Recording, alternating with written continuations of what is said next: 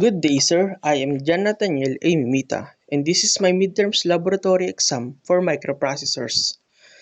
I do not have an Arduino Uno, so I'm using a simulator for this exam. And for the first Arduino program, we will make a greenhouse temperature regulator using a simulator for Arduino called Walkway. So let's prepare our needed components. First is we use Arduino Uno, a DH22 for our sensor, two LEDs for our indicator, and two pieces of 220 ohm resistor. The procedure for the first program is we connect first the DHT sensor's VCC to Arduino 5 volts, the GND pin to Arduino GND, and the data pin goes to the digital pin on Arduino. Next is we connect the relay modules to separate the digital pins, heater relay to 9 pin, and the cooler relay to pin 10. And lastly, we connect the LEDs through resistors to other digital pins. As you can see, this is my code for the first program. And since we are using a simulator, I can't really complete the full demonstration to see if it will change. But since there is no outside change, the reading will always be at standby mode. But the code is sufficient enough to show that the program is working.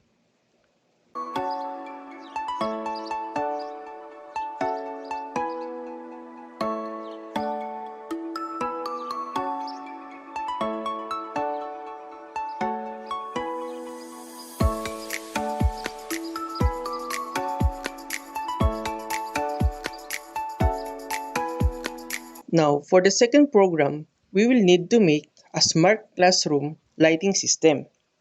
And the components needed are Arduino Uno, LEDs, 220 ohm resistors, and this time we will use an ultrasonic proximity sensor. And just like the first program, we will first build and attach each component to our Arduino Uno. An ultrasonic proximity sensor is used to measure the amount of natural light and adjust the brightness of an LED accordingly. LEDs are also utilized to indicate the output values. And lastly, it must be connected in a series with a 220 ohm resistor to limit the current and prevent the LED from burning out. Now, if we start the simulation, you will notice that the readings from the program is at constant value. This is because, again, we lack human manipulation since I have done it in a simulation.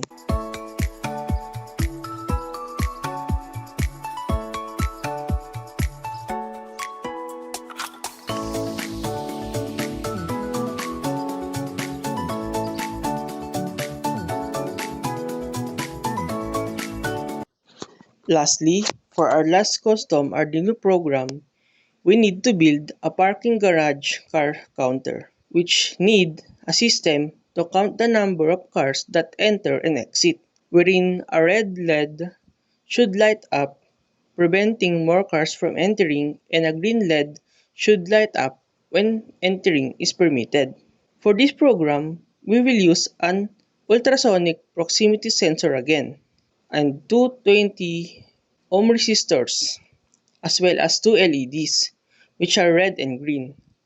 So, let's build the Arduino program in a simulator again, based on the client demands, using the said components, and write a program where it will not allow more than 10 cars to enter. If the garage is full, a red LED will light up, and entering is permitted, whereas a green LED will light up, and cars will be permitted to enter. Now, if you look at the code, to summarize, this code will send the pulse to the ultrasonic sensor and then measure the time it takes for the pulse to bounce back. It then calculates the distance to the object based on this time. But again, Just like the other two programs, I'm not using a real Arduino, so therefore, I cannot test the program in real time.